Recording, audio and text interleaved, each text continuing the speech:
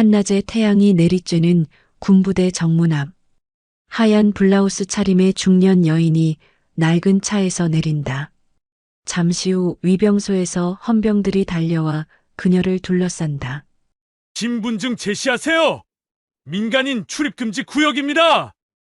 놀란 눈빛하지만 그녀는 담담히 말한다. 그냥 서류를 전하러 왔을 뿐이에요. 그 말에 헌병이 비웃듯 중얼거린다. 요즘 간첩들이 다 그렇게 말하죠? 그녀는 결국 헌병대에 끌려간다. 그리고 몇 시간 뒤 조사실 문이 열리며 한 장의 서류가 던져진다. 합참 부본부장, 육군 중장 강윤희. 간첩이라던 그 여인. 사실은 별 3개의 장군이었다. 지금 사연 시작합니다. 서울 외곽의 한적한 아파트 단지. 이른 새벽 공기가 차갑게 피부를 스치는 시간입니다. 동이 트기 전 어둠과 빛의 경계가 모호한 그 순간 한 여인이 운동화 끈을 단단히 묶고 있습니다. 강윤이 58배 나이에도 여전히 곧은 허리와 단정한 자세를 유지하고 있는 이 여인은 한때 이 나라 군 역사상 최초의 여성 장군이었습니다. 새벽 5시 윤희는 매일 같은 시간에 일어나 조깅을 합니다. 30년 넘게 몸에 밴 군대식 생활 습관이죠. 규칙적인 기상, 정확한 시간 배분, 흐트러짐 없는 일상. 하지만 이제 그 규칙들은 명령이 아닌 그저 익숙함에서 오는 반복일 뿐입니다. 아파트 단지를 천천히 돌며 윤희는 생각합니다. 예전엔 이 시간에 작전회의를 준비하고 부하들의 훈련 일정을 점검했었는데 이젠 그저 발걸음 소리와 자신의 숨소리만이 귓가에 맴돌 뿐입니다. 새벽 공기는 상쾌하지만 어딘가 쓸쓸합니다. 윤희의 발걸음이 아스팔트를 밟을 때마다 규칙적인 리듬이 만들어집니다. 왼발, 오른발, 왼발, 오른발. 군화를 신고 행진하던 그 시절의 리듬과 크게 다르지 않습니다. 하지만 지금 윤희의 발걸음엔 목적지가 없습니다.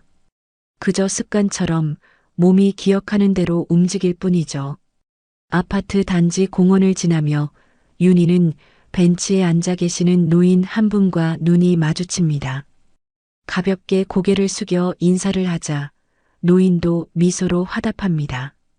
이 동네에 이사 온 지 3년 윤희는 여전히 이웃들과 깊은 관계를 맺지 못했습니다.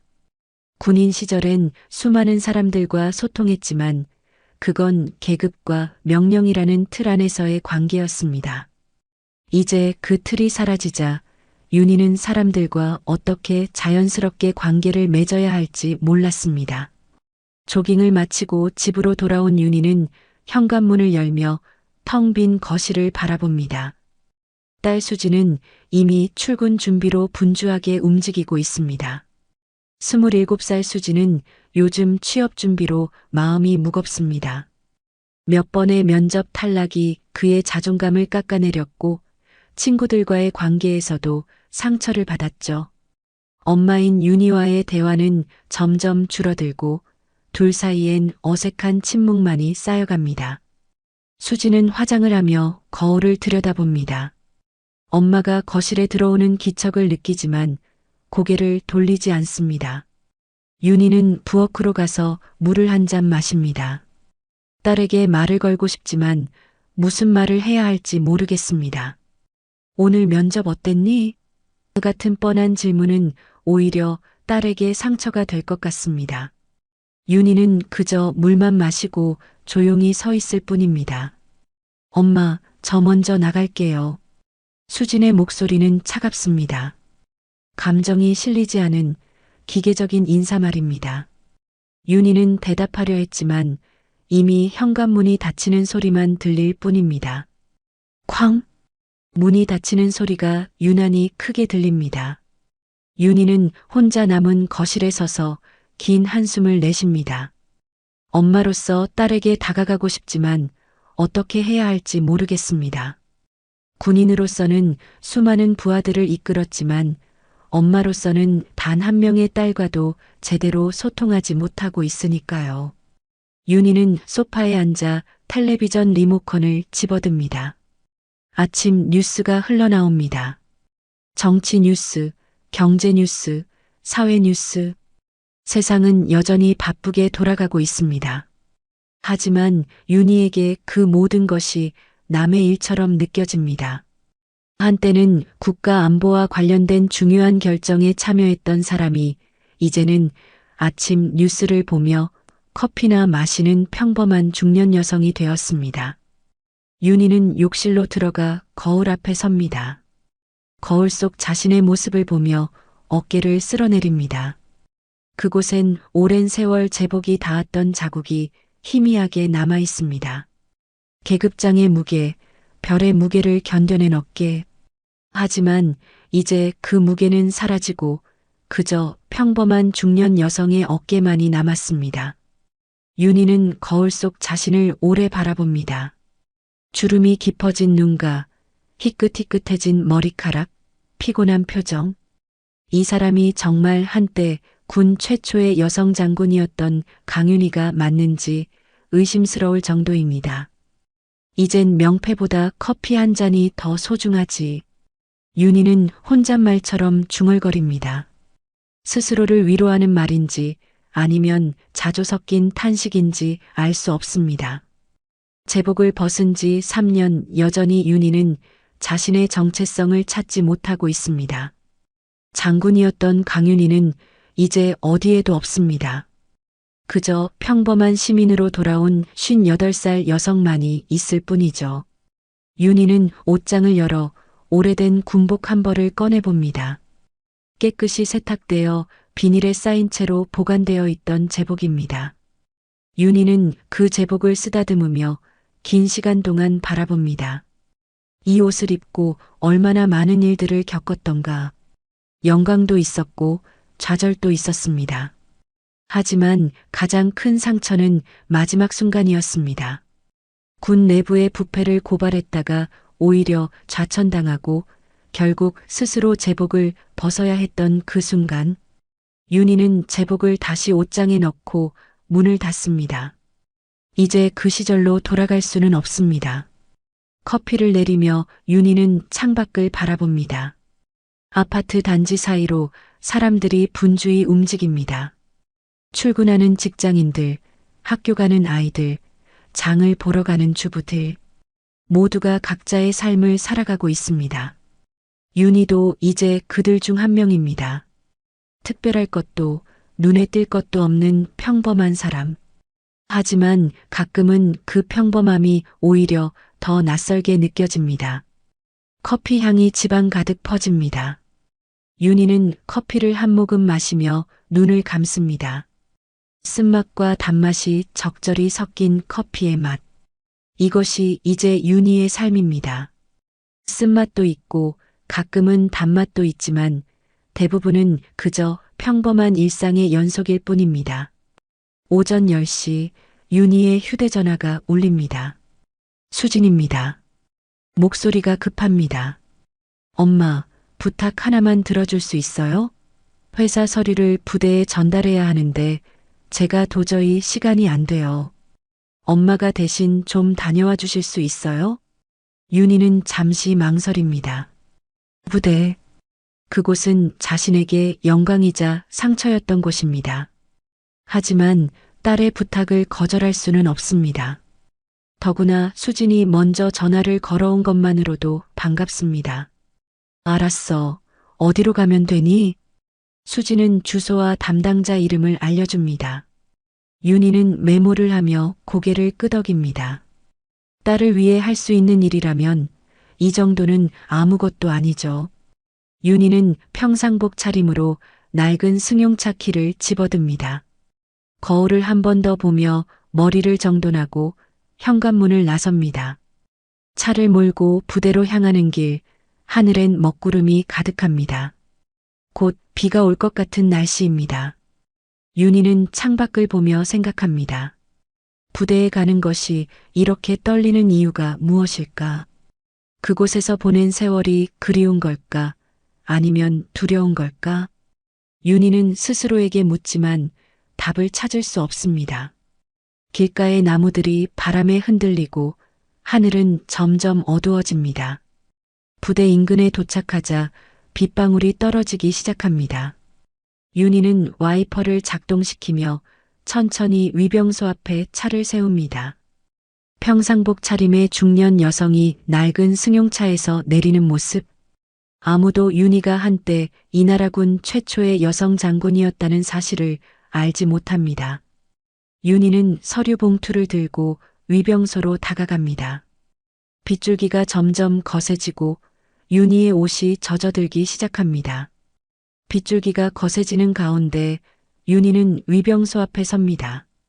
서류 봉투를 가슴에 안고 빗물이 스며들지 않도록 조심스럽게 걸음을 옮깁니다. 위병소 창문 너머로 젊은 군인들의 모습이 보입니다. 윤희는 잠시 멈춰서서 그들을 바라봅니다. 자신도 저렇게 젊었던 시절이 있었습니다. 이등병 시절 처음 군복을 입고 거울 앞에 섰을 때의 떨림이 아직도 생생합니다. 위병소 문을 열고 들어서려는 순간 갑자기 두 명의 헌병이 윤희 앞을 가로막습니다. 한 명은 26쯤 되어 보이는 병장이고 다른 한 명은 30 초반의 중위입니다. 두 사람 모두 날카로운 눈빛으로 윤희를 바라봅니다. 윤희는 당황하지 않고 침착하게 말합니다. 안녕하세요. 저는 서류를 전달하러 왔습니다. 하지만 헌병 중위는 윤희의 말을 듣지 않습니다. 오히려 한 걸음 더 다가와 윤희를 위아래로 훑어봅니다. 평상복 차림, 낡은 승용차, 비에 젖은 모습. 의심스러운 점이 한두 가지가 아닙니다. 더구나 오늘은 부대 내부에서 불신 검문을 강화하라는 지시가 내려온 날입니다. 최근 북한의 움직임이 심상치 않다는 정보가 있었고 경계 태세가 강화된 상태였습니다. 신분증 제시하세요. 여기는 민간인 출입금지 구역입니다. 헌병 중위의 목소리는 차갑습니다. 윤희는 가방에서 신분증을 꺼내려 하지만 빗물에 젖은 손이 미끄러워 제대로 잡히지 않습니다. 그 모습이 헌병들에게는 더욱 수상하게 보입니다. 병장이 총을 든 채로 한 걸음 더 다가옵니다. 윤희는 신분증을 꺼내 건네지만 중위는 그것을 받지 않습니다. 무슨 용무로 여기 오셨습니까? 서류 전달이라고 하셨는데 어떤 서류입니까? 윤희는 차분하게 설명합니다. 딸의 회사에서 부대에 납품 관련 서류를 전달해야 하는데 딸이 시간이 없어서 대신 왔다고요. 하지만 중위는 고개를 가로젓습니다. 요즘 같은 시기에 이런 식으로 접근하는 것은 매우 의심스럽다는 겁니다. 더구나 사전 연락도 없이 갑자기 나타났다는 것이 더욱 수상합니다. 저 그냥 서류만 전하려고 왔는데요. 윤희의 목소리는 여전히 침착합니다. 하지만 헌병 중위의 표정은 점점 굳어집니다. 그는 윤희의 신분증을 자세히 들여다봅니다. 강윤희, 58살 서울거주. 겉으로 보기엔 평범한 중년 여성의 신분증입니다. 하지만 중위는 뭔가 석연치 않습니다. 직감적으로 이 여인이 단순한 민간인이 아닌 것 같다는 느낌이 듭니다. 그런 말 간첩들이 자주 합니다. 중위의 말에 윤희는 잠시 놀랍니다. 간첩? 자신이 간첩으로 의심받고 있다는 말인가요? 윤희는 웃음이 나올 뻔했지만 참습니다. 이 젊은 군인들은 그저 자신의 임무를 충실히 수행하고 있을 뿐입니다. 윤희도 젊은 시절 그랬습니다. 의심스러운 것은 모두 의심해야 하고 확인할 수 없는 것은 모두 위험으로 간주해야 한다고 배웠습니다. 저는 정말 서류만 전달하러 온 사람입니다. 제 딸이 근무하는 회사 이름은 윤희가 설명하려는 순간 병장이 윤희의 팔을 잡습니다. 강하진 않지만 분명한 제지의 의미입니다. 윤희는 저항하지 않습니다. 저항한들 무슨 소용이 있겠습니까? 오히려 더 큰 오해만 불러일으킬 뿐입니다. 윤희는 그저 조용히 헌병들의 지시를 따릅니다. 일단 헌병대로 동행하셔야겠습니다. 신원 확인이 필요합니다. 중희의 말에 윤희는 고개를 끄덕입니다. 빗속에서 서 있던 윤희는 헌병들을 따라 헌병대 건물로 들어갑니다. 복도를 지나며 윤희는 주변을 둘러봅니다. 벽에 걸린 사진들, 계급장들, 훈장들, 모두가 익숙한 것들입니다. 윤희는 이런 복도를 수없이 걸었습니다. 하지만 지금은 군인이 아닌 피의자로서 걷고 있습니다. 조사의실 문이 열리고 윤희는 안으로 들어갑니다. 작은 방, 테이블 하나, 의자 2개. 전형적인 조사실의 모습입니다. 윤희는 의자에 앉으라는 지시를 받고 조용히 앉습니다. 헌병 중위는 윤희 맞은편에 앉아 노트를 펼칩니다. 본격적인 신문이 시작되는 겁니다. 성함과 주소, 그리고 오늘 이곳에 오신 목적을 다시 한번 말씀해 주시겠습니까? 윤희는 차분하게 대답합니다. 이름, 주소, 그리고 딸의 회사 서류를 전달하러 왔다는 사실, 모든 것을 솔직하게 말합니다. 하지만 중위는 계속해서 질문을 이어갑니다. 딸의 회사 이름은 무엇인지, 담당자는 누구인지, 왜 사전 연락을 하지 않았는지, 질문은 끝이 없습니다. 윤희는 대답하면서 속으로 생각합니다. 군대란 여전히 변하지 않았구나. 의심하고 확인하고 다시 의심하는 과정. 윤희도 부하들에게 그렇게 가르쳤습니다. 하지만 지금 자신이 그 대상이 되니 기분이 묘합니다. 씁쓸하면서도 어딘가 이해가 됩니다. 중위는 계속해서 윤희를 관찰합니다. 이 여인 분명 평범한 민간인은 아닙니다. 자세를 보세요. 등을 곧게 펴고 앉아있는 모습, 질문에 당황하지 않고 침착하게 대답하는 태도, 군인의 냄새가 납니다. 중위는 직감적으로 느낍니다. 이 사람 어딘가에서 본 것 같은데.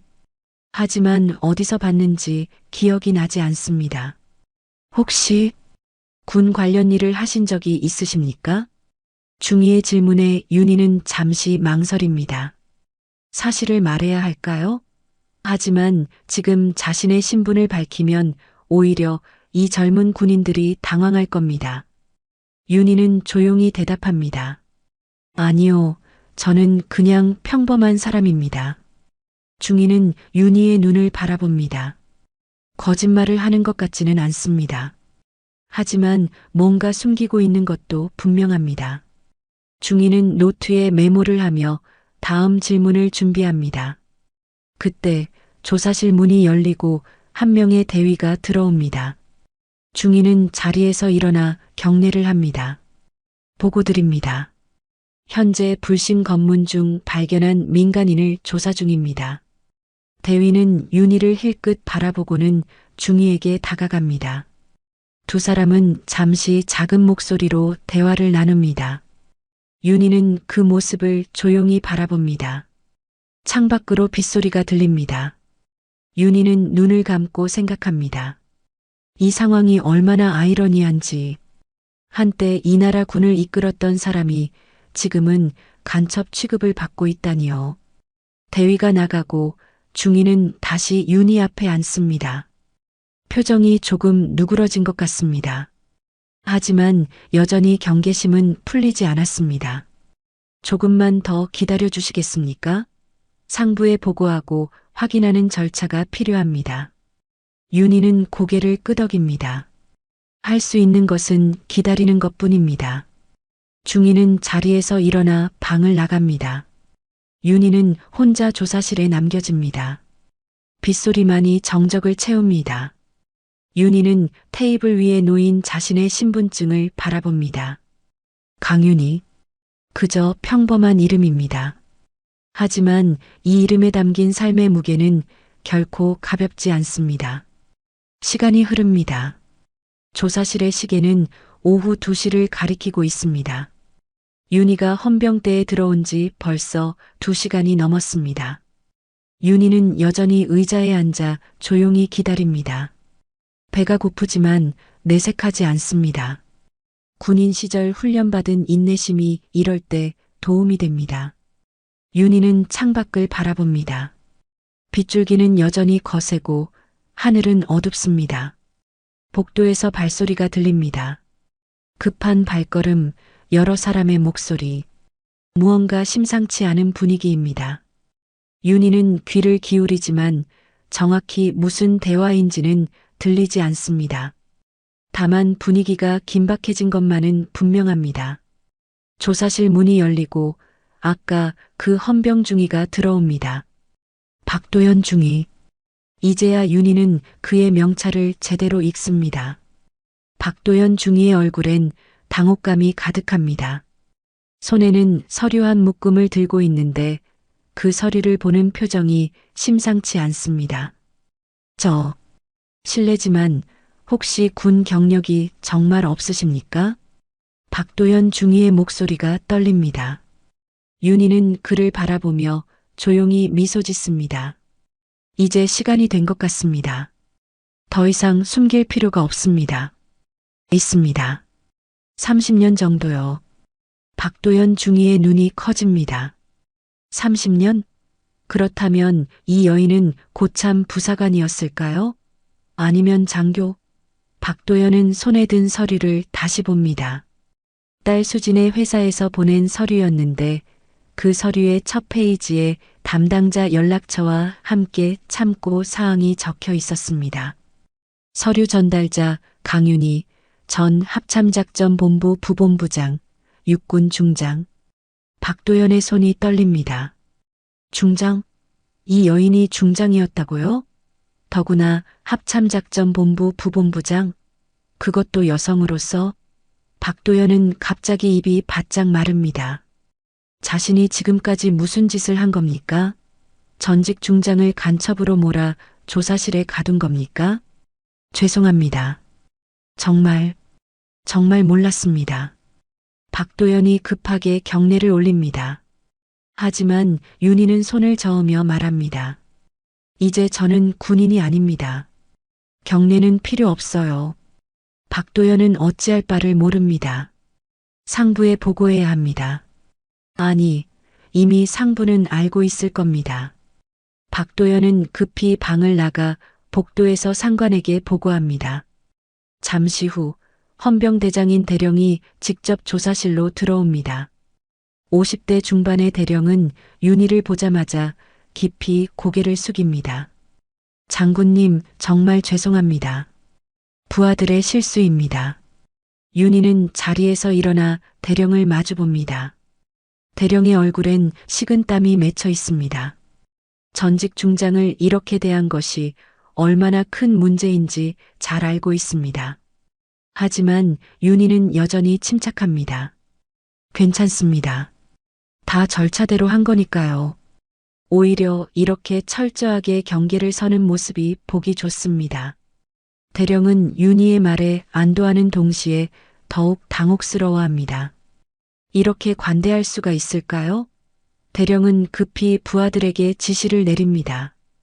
윤희를 정중히 모셔드리고 필요한 것이 있으면 무엇이든 준비하라고요. 하지만 그 순간 헌병대 밖이 소란스러워집니다. 언론입니다. 어디서 소식을 들었는지 여러 기자들이 카메라를 들고 몰려들고 있습니다. 전직 여성 장군, 간첩 오해로 헌병대 조사받아라는 속보가 이미 인터넷에 퍼지고 있습니다. 상황은 걷잡을 수 없이 커지고 있습니다. 윤희는 창밖으로 몰려드는 기자들을 바라봅니다. 카메라 플래시, 마이크, 소란스러운 목소리들. 윤희는 한숨을 쉽니다. 조용히 지내고 싶었는데 이제 다시 세상의 주목을 받게 된 겁니다.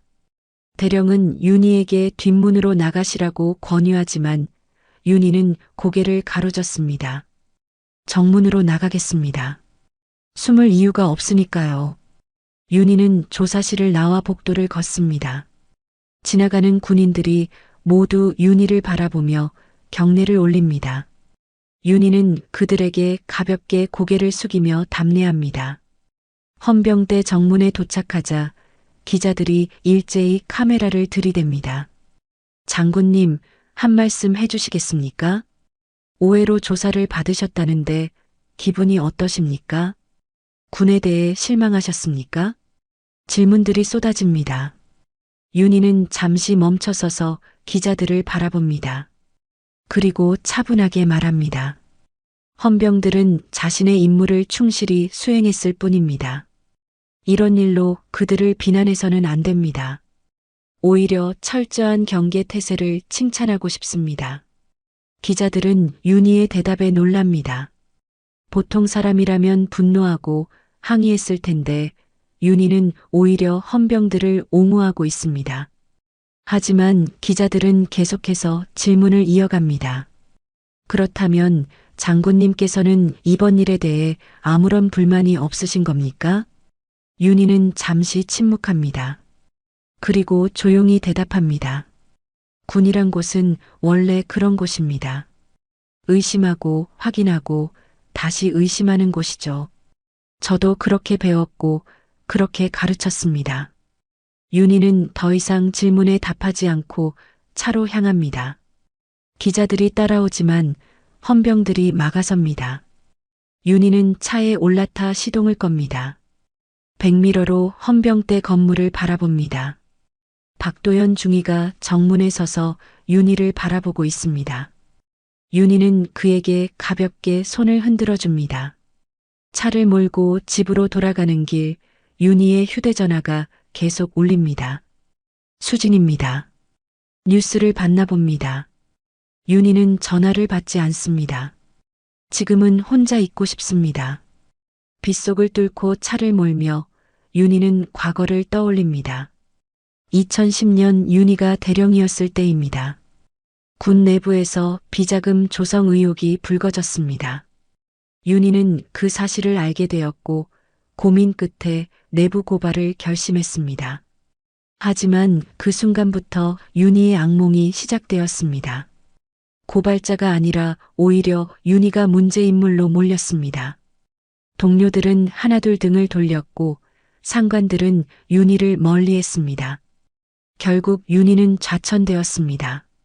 합참작전본부 부본부장이라는 자리까지 올랐지만 그것이 끝이었습니다.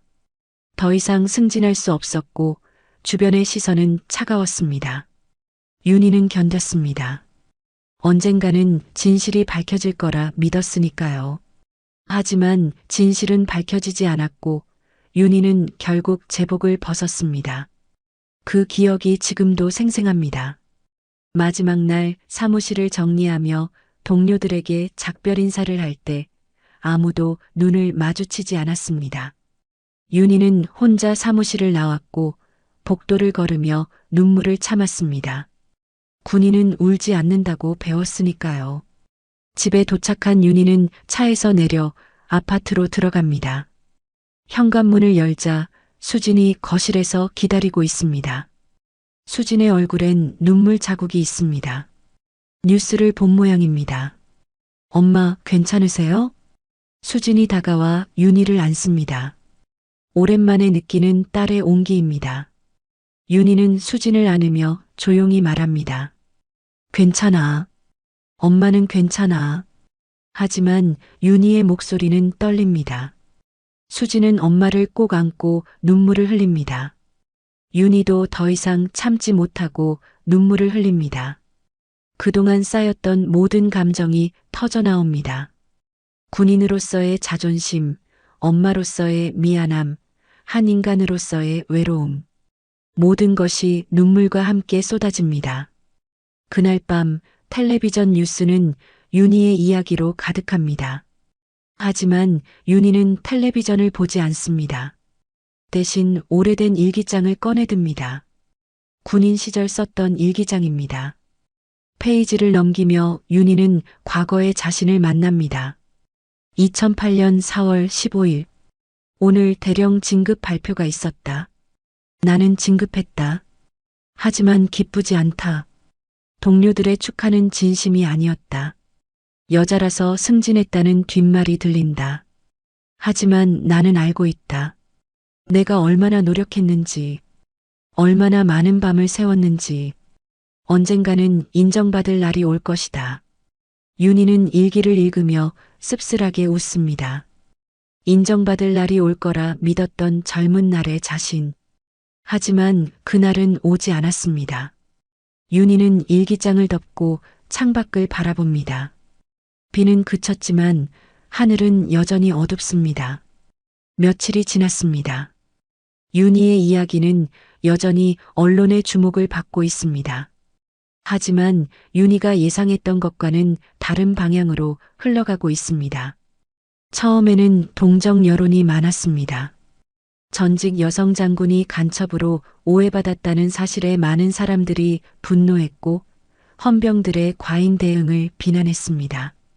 하지만 시간이 지나면서 분위기가 바뀌기 시작했습니다. 인터넷 커뮤니티에 이상한 글들이 올라오기 시작합니다. 강윤희 전 중장, 과거 군 내부 고발로 무리를 빚었던 인물, 문제 많았던 여군 장교, 결국 자천당의 전역 강윤희 정말 결백한가? 같은 제목의 글들입니다. 출처도 불분명하고 내용도 왜곡되어 있지만 사람들은 그것을 사실처럼 받아들이기 시작합니다. 윤희는 집에서 그 글들을 봅니다. 컴퓨터 화면을 가만히 바라보며 윤희는 알아챕니다. 누군가 조직적으로 움직이고 있다는 것을요. 과거 자신을 좌천시켰던 그 세력들이 다시 움직이고 있는 겁니다. 윤희가 다시 세상의 주목을 받자 자신들의 과거 비리가 드러날까 두려워진 겁니다. 윤희는 한숨을 쉬며 컴퓨터를 끕니다. 싸워야 할까요? 아니면 그냥 조용히 지내야 할까요? 윤희는 결정을 내리지 못한 채 거실 소파에 앉습니다. 수진이 출근하고 난 뒤 집은 다시 조용해졌습니다. 텔레비전도 켜지 않고 음악도 듣지 않고 그저 창밖만 바라봅니다. 그날 오후 윤희의 휴대전화에 낯선 번호로 전화가 걸려옵니다. 윤희는 망설이다가 전화를 받습니다. 상대방은 기자였습니다. 한 주간지 기자인데 윤희와 인터뷰를 하고 싶다고 합니다. 윤희의 이야기를 제대로 전하고 싶다고 말하지만 윤희는 정중히 거절합니다. 죄송합니다. 인터뷰는 하지 않겠습니다. 하지만 장군님, 지금 잘못된 정보들이 퍼지고 있습니다. 장군님께서 직접 해명하시는 것이 좋지 않을까요? 기자의 말은 일리가 있습니다. 하지만 윤희는 고개를 젓습니다. 말이 많을수록 진실은 멀어진다는 것을 윤희는 잘 알고 있습니다. 군인 시절 배운 교훈입니다. 변명하면 할수록 상황은 더 나빠집니다. 차라리 침묵하는 것이 나을 때가 있습니다. 제 입장은 이미 밝혔습니다. 더 할 말은 없습니다. 윤희는 전화를 끊습니다. 하지만 마음은 무겁습니다. 이대로 가만히 있는 것이 과연 옳은 일일까요? 윤희는 알 수 없습니다. 며칠 후 수진이 회사에서 돌아옵니다. 얼굴이 창백합니다. 윤희는 놀라서 수진에게 다가갑니다. 무슨 일이니? 수진은 눈물을 글썽이며 말합니다. 회사에서 상사에게 불려갔는데 엄마 때문에 회사 이미지가 나빠지고 있다는 말을 들었다고 합니다. 납품하던 부대에서 계약을 재검토하겠다는 연락도 왔다고요. 수진은 회사에서 눈칫밥을 먹고 있었습니다. 엄마, 왜 아무 말도 안 해요? 왜 가만히 있기만 해요? 수진의 목소리는 절규에 가깝습니다. 하지만 윤희는 침착합니다. 말이 많을수록 진실은 멀어지거든. 수진은 이해할 수 없다는 표정으로 윤희를 바라봅니다. 엄마는 왜 이렇게 답답할까요? 왜 적극적으로 해명하지 않을까요? 수진은 답답한 마음에 방으로 들어가 문을 닫아버립니다. 윤희는 혼자 거실에 남아 긴 한숨을 쉽니다. 그날 밤 윤희는 잠을 이루지 못합니다. 수진의 말이 계속 맴돕니다. 정말 자신이 침묵하는 것이 옳은 일일까요? 딸까지 피해를 보고 있는데 계속 가만히 있어야 할까요? 윤희는 침대에 누워 천장을 바라봅니다. 어둠 속에서 과거의 기억들이 떠오릅니다. 2012년 윤희가 준장이었을 때입니다. 한 젊은 여군 대위가 윤희를 찾아왔습니다. 상관에게 성희롱을 당했다며 도움을 요청했습니다. 윤희는 그 대위를 도와주려 했습니다. 하지만 조직은 윤희의 편이 아니었습니다. 오히려 윤희가 문제를 크게 만든다고 비난받았고 그 대위는 결국 전역을 선택했습니다. 윤희는 그때 자신의 무력함을 느꼈습니다. 별을 달고 있어도 조직의 벽은 너무 높았습니다. 진실을 말하면 왕따가 되고 정의를 외치면 문제아로 낙인 찍혔습니다. 윤희는 그때부터 침묵하는 법을 배웠습니다. 하지만 그 침묵이 과연 옳은 것이었을까요? 새벽이 되어서야 윤희는 간신히 잠이 듭니다. 하지만 악몽을 꿉니다. 군복을 입고 복도를 걷는데 지나가는 사람들이 모두 윤희를 손가락질합니다. 저 사람 때문에 조직이 망했어. 문제 많은 사람이야. 왜 아직도 여기 있는 거야? 소리들이 들립니다. 윤희는 뛰어서 도망치려 하지만 복도는 끝이 없고 사람들은 계속 따라옵니다. 윤희는 식은땀을 흘리며 잠에서 깹니다. 시계를 보니 새벽 4시입니다. 더 이상 잠을 잘 수 없을 것 같습니다. 윤희는 일어나 거실로 나갑니다. 창밖은 아직 어둡습니다. 윤희는 커피를 내려 마시며 생각합니다. 어떻게 해야 할까요? 그때 거실 탁자 위에 놓인 편지 한 통이 눈에 들어옵니다. 국방부에서 온 편지입니다. 윤희는 편지를 뜯어봅니다. 명예회복 청문회 소환장입니다. 최근 논란이 된 사건과 관련하여 과거 윤희의 좌천 사유에 대한 재조사가 필요하다는 내용입니다. 청문회는 일주일 후 국회에서 열립니다. 윤희는 편지를 읽으며 복잡한 감정에 휩싸입니다. 드디어 과거를 밝힐 기회가 온 건가요? 아니면 또 다른 심판대에 서게 되는 건가요? 윤희는 알 수 없습니다. 하지만 한 가지는 분명합니다. 이제 더 이상 피할 수 없다는 것입니다. 일주일 동안 윤희는 준비를 합니다. 과거 자료들을 찾아보고 증거들을 모읍니다. 하지만 많은 자료들이 이미 사라졌거나 분실되었습니다. 누군가 의도적으로 없앤 것이 분명합니다. 윤희는 답답하지만 할 수 있는 만큼만 준비합니다. 청문회 전날 밤 수진이 윤희의 방으로 들어옵니다. 수진은 윤희 옆에 앉아 조용히 말합니다. 엄마, 내일 같이 갈게요. 윤희는 고개를 가로젓습니다. 딸까지 이 소용돌이에 휘말리게 하고 싶지 않습니다. 하지만 수진은 고집을 부립니다. 엄마 혼자 보내고 싶지 않아요. 제발 같이 가게 해주세요. 윤희는 수진을 바라봅니다. 딸의 눈에는 결연한 의지가 담겨 있습니다. 윤희는 결국 고개를 끄덕입니다. 수진은 윤희의 손을 꼭 잡아줍니다. 따뜻한 온기가 전해집니다. 그날 밤 윤희는 오래된 군복을 꺼내봅니다. 입을 생각은 없지만 그저 만져보고 싶었습니다. 계급장을 쓰다듬으며 윤희는 중얼거립니다. 내일은 진실을 말해야겠지. 하지만 윤희의 마음 한구석에는 두려움이 자리 잡고 있습니다. 과연 사람들이 자신의 말을 믿어줄까요? 아니면 또다시 외면당할까요? 윤희는 군복을 다시 옷장에 넣고 내일 입을 정장을 꺼내듭니다. 검은색 정장, 흰색 블라우스. 담담하지만 당당한 모습으로 청문회에 임하겠다는 다짐입니다. 새벽이 되자 윤희는 거울 앞에 섭니다. 거울 속 자신을 보며 깊게 숨을 들이쉽니다. 그리고 조용히 말합니다. 강윤희, 넌 할 수 있어. 진실은 언제나 이긴다. 하지만 윤희의 목소리는 떨리고 있었습니다. 청문회 당일 아침 서울은 맑게 개었습니다. 윤희는 검은색 정장을 입고 거울 앞에 섭니다. 수진이 넥타이를 매주려 하지만 윤희는 부드럽게 손을 저으며 혼자 매듭을 짓습니다. 군인 시절 수없이 반복했던 동작입니다. 손이 저절로 움직입니다. 윤희는 거울 속 자신을 마지막으로 한번 바라봅니다. 주름진 얼굴, 하지만 여전히 흔들리지 않는 눈빛. 오늘은 진실을 말할 날입니다. 국회로 향하는 차 안, 윤희와 수진은 말없이 창밖을 바라봅니다.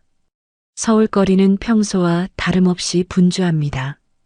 출근하는 사람들, 학교 가는 학생들, 택배를 나르는 배달원들, 모두가 각자의 하루를 살아가고 있습니다.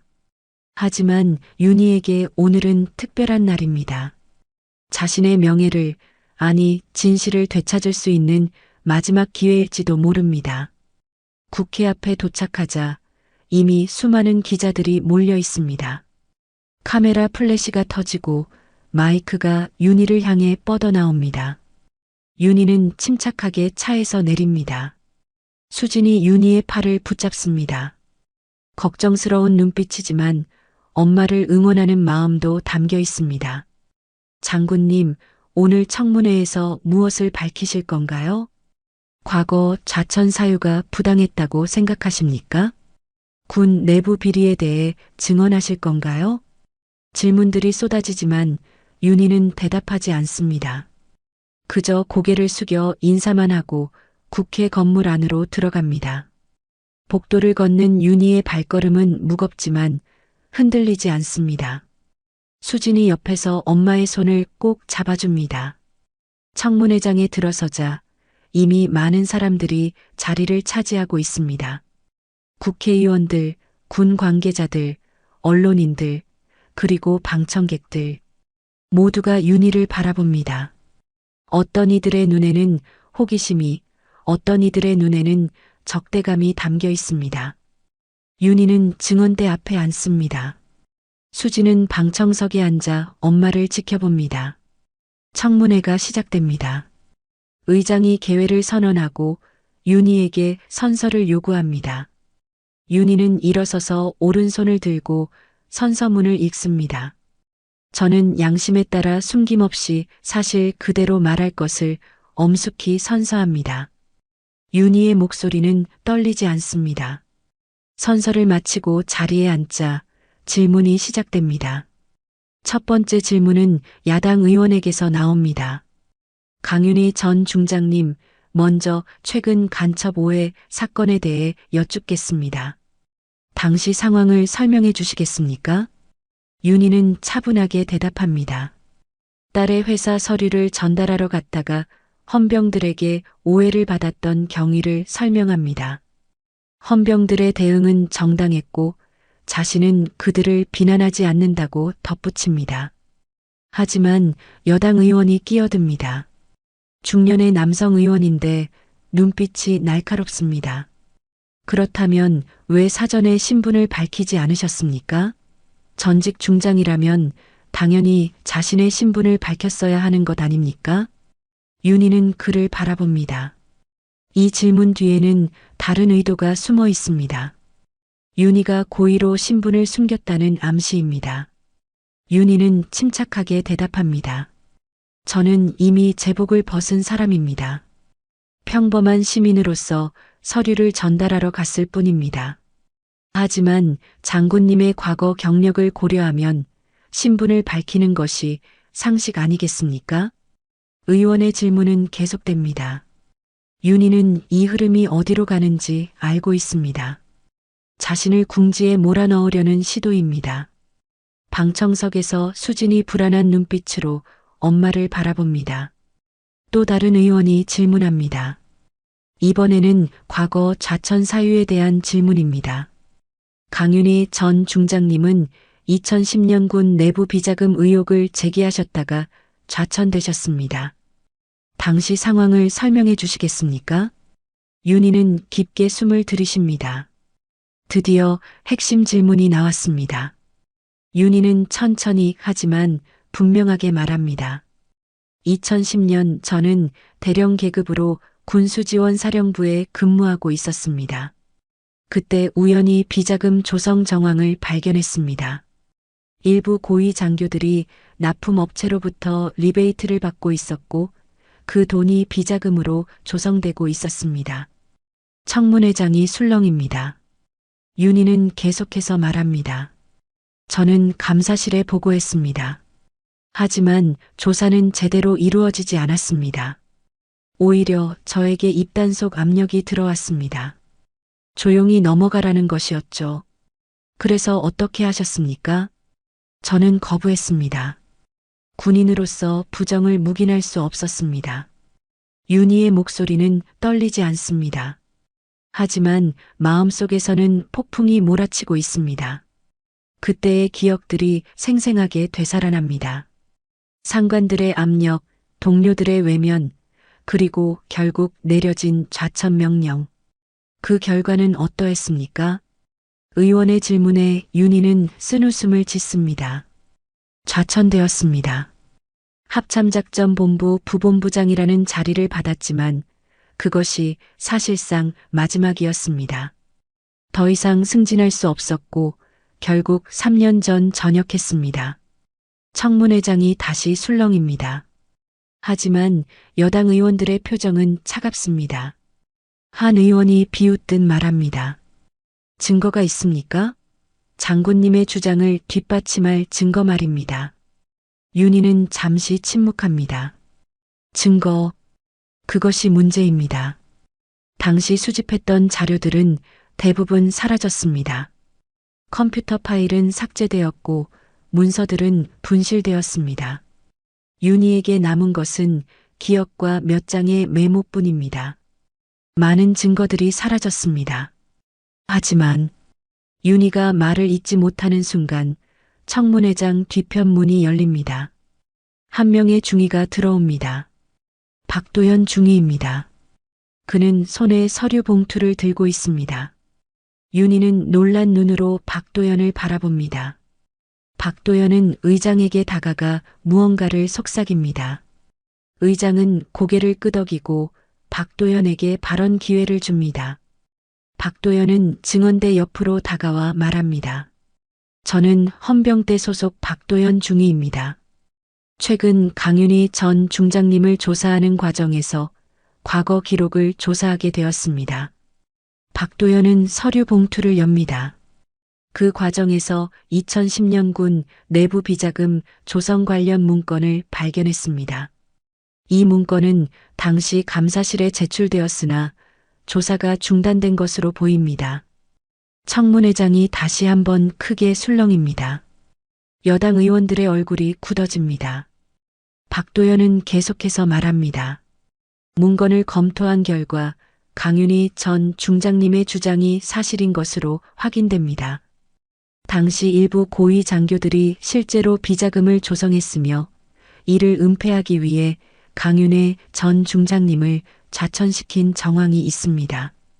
윤희는 박도연을 바라봅니다. 눈시울이 뜨거워집니다. 이 젊은 군인이 자신을 위해 이렇게까지 해줄 줄은 몰랐습니다. 방청석의 수진도 눈물을 흘립니다. 하지만 여당 의원 한 명이 거칠게 반박합니다. 그것이 진짜 문건이라는 보장이 어디 있습니까? 조작된 것일 수도 있지 않습니까? 박도연은 침착하게 대답합니다. 문건의 진위는 전문가 검증을 거쳤습니다. 국방부 기록보관소에 보관되어 있던 원본입니다. 청문회장은 혼란에 빠집니다. 의원들은 웅성거리고 기자들은 바쁘게 메모를 합니다. 의장이 정회를 선언하고 잠시 휴식 시간이 주어집니다. 윤희는 증언대에서 내려와 복도로 나갑니다. 박도연이 따라 나옵니다. 윤희는 박도연을 보며 조용히 말합니다. 고맙습니다. 정말 고맙습니다. 박도연은 거수경례를 올립니다. 장군님께서 받으셨어야 할 예우입니다. 늦었지만 이제라도 바로 잡아야 한다고 생각했습니다. 윤희는 박도연의 경례를 받으며 눈물을 참습니다. 군인은 울지 않는다고 배웠지만 지금은 참을 수가 없습니다. 휴식 시간이 끝나고 청문회가 재개됩니다. 분위기가 달라졌습니다. 아까까지 윤희를 압박하던 여당 의원들의 기세가 꺾였습니다. 박도연이 제출한 문건은 명백한 증거였습니다. 2010년 당시 군 내부 비자금 조성 내역, 관련자 명단, 그리고 윤희의 내부 고발 보고서까지 모든 것이 담겨 있었습니다. 야당 의원 한 명이 질문을 이어갑니다. 그렇다면 당시 이 사건을 은폐한 책임자는 누구입니까? 문건에 이름이 나와 있습니까?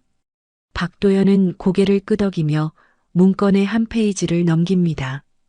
당시 군수지원사령관이었던 김태준 중장, 그리고 감사실장이었던 이명호 소장의 이름이 확인됩니다. 청문회장이 또다시 술렁입니다. 김태준과 이명호. 두 사람 모두 현재는 예편했지만 여전히 정치권과 군 관련 업계에서 영향력을 행사하고 있는 인물들입니다. 특히 김태준은 현 여당의 주요 후원자 중 한 명으로 알려져 있습니다. 여당 의원들은 당황한 기색이 역력합니다. 한 의원이 급히 말합니다. 이것은 개인의 일탈이지 조직적인 문제가 아닙니다. 일부 개인의 잘못을 전체 군으로 확대 해석해서는 안 됩니다. 하지만 야당 의원이 반박합니다. 개인의 일탈? 중장과 소장이 연루된 사건을 개인의 일탈이라고요? 더구나 이를 고발한 장교를 좌천시킨 것은 명백한 조직적 은폐 아닙니까? 청문회장은 점점 가열됩니다. 의원들 간의 공방이 이어지고 윤희는 증언대에 앉아 그 모습을 지켜봅니다. 자신의 이야기가 정치적 논쟁의 도구가 되는 것이 씁쓸하지만 어쩔 수 없습니다. 진실을 밝히기 위해서는 이 과정을 거쳐야 합니다. 의장이 망치를 두드리며 질서를 요구합니다. 그리고 윤희에게 다시 질문합니다. 강윤희 전 중장님, 당시 좌천 명령을 받았을 때 어떤 심정이셨습니까? 윤희는 잠시 눈을 감습니다. 그때의 기억이 선명하게 떠오릅니다. 2011년 5월 인사 발령이 내려진 날. 윤희는 사무실에 혼자 앉아 발령 통지서를 바라봤습니다. 합참작전본부 부본부장. 겉으로는 승진처럼 보이는 자리였지만 윤희는 알았습니다. 이것이 끝이라는 것을요. 배신감을 느꼈습니다. 윤희의 목소리가 청문회장에 울립니다. 30년 가까이 군에 헌신했습니다. 나라를 지키겠다는 일념으로 살아왔습니다. 하지만 조직은 저를 지켜주지 않았습니다. 정의를 외쳤지만 돌아온 것은 침묵과 외면이었습니다. 윤희의 목소리가 떨립니다. 감정이 북받쳐 오릅니다. 저는 군을 사랑했습니다. 제복을 입는 것이 자랑스러웠고 별을 다는 것이 영광이었습니다. 하지만 군은 사람을 너무 쉽게 버렸습니다. 방청석에서 흐느끼는 소리가 들립니다. 수진입니다. 엄마의 고백을 들으며 참았던 눈물을 쏟아내고 있습니다. 윤희도 눈물을 참지 못합니다. 증언대에서 눈물을 흘리는 전직 장군의 모습에 청문회장이 숙연해집니다. 야당 의원이 조심스럽게 질문합니다. 그럼에도 불구하고 장군님께서는 최근 헌병들을 옹호하셨습니다. 왜 그러셨습니까? 윤희는 눈물을 닦으며 대답합니다. 헌병들은 잘못이 없습니다. 그들은 자신의 임무를 충실히 수행했을 뿐입니다. 잘못은 조직에 있습니다. 사람을 지키지 못하는 조직, 진실보다 체면을 중시하는 조직, 그것이 문제입니다. 윤희의 말에 청문회장이 조용해집니다. 모두가 윤희의 말을 새겨듣고 있습니다. 윤희는 계속해서 말합니다. 저는 군을 비난하고 싶지 않습니다. 군 안에는 여전히 훌륭한 분들이 많습니다. 박도연 중위 같은 젊은 장교들이 있습니다. 그들이야말로 이 나라의 희망입니다. 박도연은 윤희의 말에 숙연한 표정으로 고개를 숙입니다. 청문회는 오후 늦게까지 이어집니다. 여러 증인들이 불려 나오고 문건에 대한 검증도 진행됩니다. 국방부 관계자는 문건의 진위를 확인하며 재조사를 약속합니다. 하지만 여당 의원들은 끝까지 개인의 일탈일 뿐이라고 주장합니다. 해가 질 무렵 의장이 정회를 선언합니다. 청문회는 다음 주에 다시 열릴 예정입니다. 윤희는 증언대에서 내려와 복도로 나갑니다. 기자들이 다시 몰려들지만 윤희는 이번에도 말없이 지나갑니다. 수진이 윤희를 부축하며 함께 걷습니다. 국회를 나서는 길, 한 노인이 윤희에게 다가옵니다. 칠수는 넘어 보이는 노인인데 군복 위에 훈장을 달고 있습니다. 참전 용사인 듯합니다. 노인은 윤희에게 경례를 올립니다. 장군님, 고생 많으셨습니다. 저희를 대신해서 말씀해 주셔서 감사합니다. 윤희는 노인의 경례를 받으며 고개를 숙입니다. 노인의 손을 잡아줍니다. 노인의 손은 거칠지만 따뜻합니다. 제가 해야 할 일을 했을 뿐입니다. 노인은 눈물을 글썽이며 윤희의 손을 놓지 않습니다. 제 아들도 군인이었습니다. 부정을 보고 고발했다가 불이익을 받았죠. 결국 견디지 못하고 스스로 떠났습니다. 윤희는 가슴이 철렁합니다. 노인의 아들 이야기가 남의 일 같지 않습니다. 자신도 그렇게 될 뻔했습니다. 견디지 못하고 스스로를 포기할 뻔했습니다. 미안합니다. 제가 더 일찍 목소리를 냈어야 했는데. 윤희의 목소리가 떨립니다. 노인은 고개를 가로젓습니다. 아닙니다. 장군님께서 지금이라도 말씀해 주신 것만으로도 감사합니다. 제 아들이 하늘에서 보고 있을 겁니다. 윤희는 노인과 작별 인사를 나누고 차에 오릅니다. 수진이 운전대를 잡습니다. 차가 출발하고 윤희는 창밖을 바라봅니다. 서울 하늘은 붉게 물들어 있습니다. 노을이 아름답습니다. 집으로 돌아가는 길, 수진이 조심스럽게 말합니다. 엄마, 오늘 정말 멋있었어요. 윤희는 수진을 바라봅니다. 딸의 눈에는 자랑스러움이 가득합니다. 윤희는 처음으로 활짝 웃습니다. 고마워, 수진아. 내가 옆에 있어줘서. 모녀는 손을 맞잡습니다. 차는 저녁 노을을 가르며 집을 향해 달립니다. 그날 밤 윤희는 오래간만에 편안하게 잠을 잡니다. 악몽도 꾸지 않습니다. 대신 꿈속에서 젊은 시절의 자신을 만납니다. 이등병 시절 처음 군복을 입었던 그날의 자신. 꿈속의 젊은 윤희는 지금의 윤희에게 말합니다. 선배님, 저 잘하고 있는 거죠? 윤희는 젊은 자신에게 대답합니다. 그래, 넌 정말 잘하고 있어. 자랑스럽다. 꿈속의 젊은 윤희는 환하게 웃으며 경례를 올립니다. 윤희도 경례로 화답합니다. 그리고 눈을 뜹니다. 새벽 5시 윤희는 일어나 운동복을 입습니다. 오랜만에 조깅을 하고 싶습니다. 아파트 단지를 돌며 윤희는 느낍니다. 어깨가 가벼워진 것을요. 오랫동안 짊어졌던 무거운 짐을 조금 내려놓은 기분입니다. 조깅을 마치고 집으로 돌아오는 길, 윤희의 휴대전화가 울립니다. 박도연입니다. 윤희는 전화를 받습니다. 장군님, 국방부에서 공식 재조사를 시작하기로 했습니다. 곧 좋은 소식이 있을 겁니다. 윤희는 전화를 끊고 하늘을 올려다봅니다. 구름 사이로 햇살이 비칩니다. 새로운 하루가 시작되고 있습니다. 청문회 이후 일주일이 흘렀습니다. 그동안 언론은 연일 이 사건을 다뤘습니다. 하지만 이번에는 윤희를 비난하는 목소리가 아니었습니다. 오히려 군 내부의 부패와 은폐 문화를 비판하는 목소리가 컸습니다. 여론은 윤희의 편으로 돌아섰고 국방부는 공식 재조사를 발표했습니다. 윤희는 집에서 조용히 뉴스를 봅니다. 화면 속에서 국방부 대변인이 브리핑을 하고 있습니다. 2010년 군 내부 비자금 조성 사건에 대한 재조사를 실시한 결과 당시 강윤희 중장의 내부 고발이 정당했던 것으로 확인되었습니다. 관련자들에 대한 법적 조치를 취할 예정이며 강윤희 전 중장에게는 공식 사과와 함께 명예회복 조치를 진행하겠습니다. 윤희는 텔레비전을 끕니다.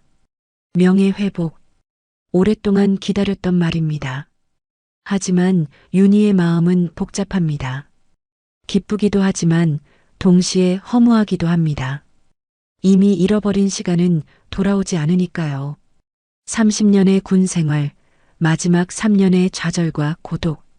그 시간들은 이제 돌이킬 수 없습니다.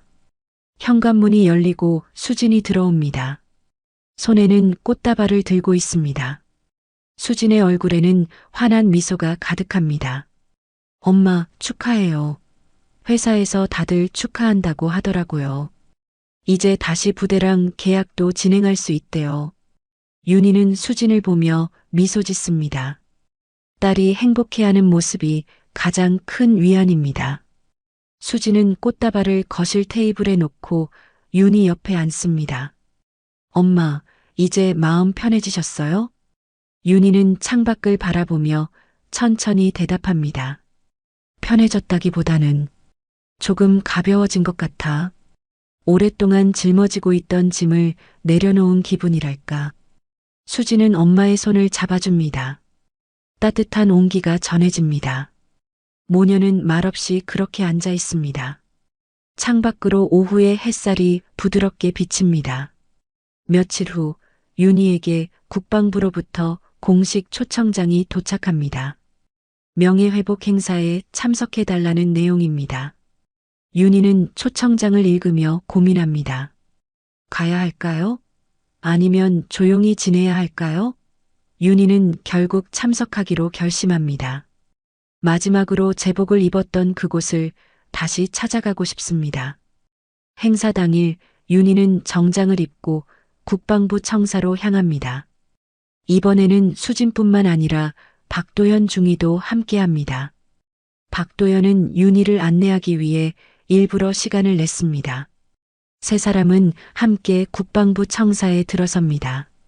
대회의실에는 이미 많은 사람들이 모여 있습니다. 현역 장성들, 국방부 관계자들, 그리고 언론 관계자들 모두가 윤희를 기다리고 있습니다.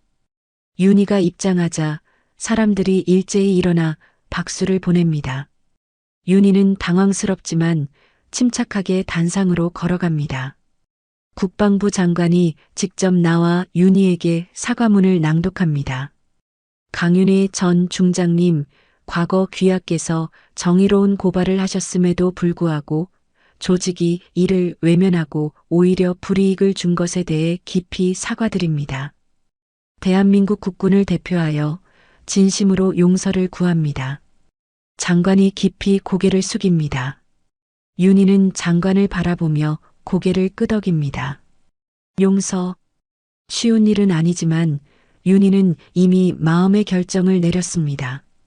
증오와 원망을 품고 사는 것보다 용서하고 앞으로 나아가는 것이 낫다는 것을요. 장관은 윤희에게 명예회복 증서와 함께 특별 훈장을 수여합니다. 윤희는 훈장을 받으며 무거운 감정에 휩싸입니다. 이 훈장이 정말 자신이 받아야 할 것인지 아니면 그저 조직의 면죄부에 불과한 것인지 확신할 수 없습니다. 이어서 윤희에게 발언 기회가 주어집니다. 윤희는 마이크 앞에 섭니다. 수많은 사람들이 윤희를 바라보고 있습니다. 윤희는 천천히 입을 엽니다. 오늘 이 자리에 서게 되어 감사합니다.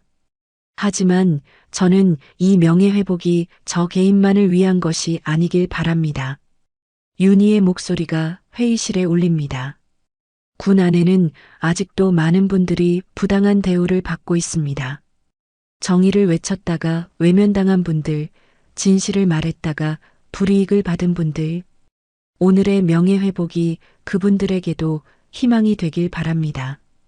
사람들이 박수를 보냅니다. 윤희는 계속해서 말합니다. 저는 군을 사랑합니다. 지금도 사랑합니다. 제복은 벗었지만 군인의 정신만큼은 여전히 제 안에 살아 있습니다. 그 정신은 정의와 명예, 그리고 사람을 지키는 것입니다. 윤희는 박도연을 바라봅니다. 박도연 중위 같은 젊은 장교들이 있기에 저는 우리 군의 미래를 믿습니다. 그들이야말로 진짜 장군입니다. 계급장이 아니라 마음으로 사람을 지키는 장군 말입니다. 박도연은 윤희의 말에 눈시울이 붉어집니다. 거수경례를 올리며 고개를 숙입니다. 윤희의 연설이 끝나자 회의실은 기립박수로 가득 찹니다. 윤희는 단상에서 내려와 사람들과 악수를 나눕니다. 현역 장성 한 분이 윤희에게 다가와 말합니다. 중장님, 다시 돌아오시는 것은 어떻습니까? 군은 여전히 중장님 같은 분을 필요로 합니다. 윤희는 고개를 가로젓습니다. 고맙지만 제 시간은 지났습니다. 이제는 젊은 분들이 이끌어가야 합니다. 저는 그저 옆에서 응원하겠습니다. 행사가 끝나고 윤희는 국방부 청사를 나섭니다. 박도현과 수진이 함께 걷습니다. 청사 앞 광장에서 윤희는 멈춰섭니다. 하늘을 올려다봅니다. 구름 한 점 없이 맑은 하늘입니다. 이제야 진짜 자유로워진 것 같아. 윤희의 중얼거림에 수진이 엄마의 팔짱을 낍니다. 엄마, 이제 뭐 하고 싶으세요? 윤희는 잠시 생각합니다. 그리고 웃으며 대답합니다. 글쎄, 일단 맛있는 거 먹으러 가자. 오랜만에 가족끼리 외식하는 거 어때? 수진은 환하게 웃습니다. 박도현도 함께 웃습니다. 세 사람은 함께 거리를 걷습니다. 윤희의 발걸음은 가볍습니다. 오랜만에 느끼는 평온함입니다. 그날 저녁 집으로 돌아온 윤희는 오래된 일기장을 다시 꺼내듭니다. 마지막 페이지를 펼치고 펜을 듭니다. 오랜만에 쓰는 일기입니다. 오늘 드디어 명예를 회복했다. 오랫동안 기다렸던 순간이었다. 하지만 예상했던 것과는 달랐다. 기쁘기보다는 담담하다. 어쩌면 이미 마음속에서 용서하고 받아들였기 때문인지도 모르겠다. 중요한 것은 과거가 아니라 미래다. 이제 나는 진짜 자유롭다. 더 이상 과거에 얽매이지 않고 앞으로 나아갈 수 있다. 수진이가 자랑스러워하는 엄마가 되어서 행복하다. 그리고 박도현 중위 같은 젊은이들이 있어서 든든하다. 군은 변할 것이다. 천천히지만 분명히 변할 것이다. 윤희는 일기장을 덮고 창밖을 바라봅니다. 달이 밝게 빛나고 있습니다. 윤희는 조용히 미소 짓습니다. 긴 싸움이 끝났습니다. 이제는 평화로운 시간입니다. 명예회복 행사 이후 석 달이 흘렀습니다. 계절은 어느새 가을로 접어들었고 서울 외곽의 아파트 단지는 단풍으로 물들어 있습니다. 윤희는 여전히 새벽 5시에 일어나 조깅을 합니다. 하지만 이제 그 발걸음엔 무거움이 없습니다. 오히려 가벼움과 활력이 넘칩니다. 오늘은 특별한 날입니다. 윤희가 설립한 장학재단의 첫 번째 장학금 수여식이 열리는 날이기 때문입니다. 명예회복 후 윤희는 고민했습니다. 이제 무엇을 하며 살아가야 할까? 그저 조용히 은퇴 생활을 즐길까? 아니면 뭔가 의미 있는 일을 할까? 고민 끝에 윤희는 결심했습니다. 군인 유가족 자녀들을 위한 장학재단을 만들기로요. 나라를 지키다 희생하신 분들의 자녀들이 경제적 어려움 없이 공부할 수 있도록 돕고 싶었습니다. 윤희는 자신의 퇴직금 대부분을 기부했고 뜻을 같이 하는 분들의 후원도 받았습니다. 그렇게 희망의 별 장학재단이 탄생했습니다. 윤희가 달았던 별이 이제는 젊은이들의 희망이 되길 바라는 마음을 담았습니다. 수여식은 서울 시내의 한 호텔에서 열립니다. 윤희는 정장을 입고 거울 앞에 섭니다. 더 이상 군복은 아니지만 정갈한 차림새는 여전히 군인의 품위를 느끼게 합니다. 수진이 다가와 엄마의 옷깃을 정리해 줍니다. 엄마, 정말 멋있어요. 오늘 주인공이에요. 윤희는 딸을 보며 웃습니다. 요즘 수진은 많이 달라졌습니다. 회사에서도 인정받기 시작했고 자신감도 되찾았습니다. 무엇보다 엄마와의 관계가 좋아졌습니다. 이제 모녀는 매일 저녁 함께 식사를 하며 대화를 나눕니다. 서로의 하루를 나누고 고민을 나누고 웃음을 나눕니다. 호텔에 도착하자 이미 많은 사람들이 모여 있습니다. 장학생들과 그 가족들, 후원자들, 그리고 언론 관계자들. 박도현 중위도 와 있습니다. 그는 이제 윤희의 든든한 후원자이자 친구가 되었습니다. 윤희를 보자 박도현은 환하게 웃으며 다가옵니다. 장군님, 축하드립니다. 정말 뜻깊은 일을 하시네요. 윤희는 박도현의 손을 잡으며 말합니다. 중위님 덕분입니다. 중위님이 용기를 내주지 않았다면 오늘 이 자리도 없었을 거예요. 박도현은 겸손하게 고개를 가로젓습니다. 하지만 윤희는 진심입니다. 박도현이 증거를 찾아내고 청문회에서 증언하지 않았다면 지금의 윤희는 없었을 테니까요. 수여식이 시작됩니다. 먼저 유가족 대표가 인사말을 합니다. 60대 중반의 여성인데 남편을 전투 중 잃었다고 합니다. 그분의 목소리는 떨리지만 힘이 있습니다. 저희 같은 유가족들에게 이런 관심을 가져주셔서 정말 감사합니다. 남편이 하늘에서 보고 계실 겁니다. 딸아이가 이렇게 장학금을 받아 대학에 갈 수 있게 되어서 남편에게 처음으로 떳떳한 마음이 듭니다. 그분의 말에 청중석 여기저기서 눈물을 훔치는 소리가 들립니다. 윤희도 눈시울이 붉어집니다. 이것이 바로 윤희가 하고 싶었던 일입니다. 희생하신 분들의 가족들이 희망을 가질 수 있도록 돕는 것. 이어서 장학금 수여가 시작됩니다. 10명의 학생들이 차례로 단상에 올라옵니다. 고등학생도 있고 대학생도 있습니다. 모두 어려운 환경에서도 열심히 공부하고 있는 학생들입니다. 윤희는 한 명 한 명에게 장학증서를 전달하며 악수를 나눕니다. 그리고 조용히 말합니다. 힘내세요. 여러분의 부모님은 영웅입니다. 그 자녀인 여러분도 영웅이 될 수 있습니다. 학생들은 윤희의 말에 고개를 끄덕이며 눈물을 흘립니다. 윤희도 감정이 북받쳐 오르지만 참습니다. 오늘은 학생들의 날입니다. 주인공은 이 젊은이들입니다. 모든 장학금 수여가 끝나고 윤희에게 답사 시간이 주어집니다. 윤희는 마이크 앞에 섭니다. 준비한 원고는 없습니다. 그저 마음속에서 우러나오는 말을 하고 싶습니다. 여러분, 오늘 이 자리에 함께 해주셔서 감사합니다. 윤희의 목소리가 홀에 울립니다. 저는 30년 넘게 군인으로 살았습니다. 제복을 입는 것이 자랑스러웠고 나라를 지킨다는 사명감으로 살았습니다. 하지만 때로는 힘들었습니다.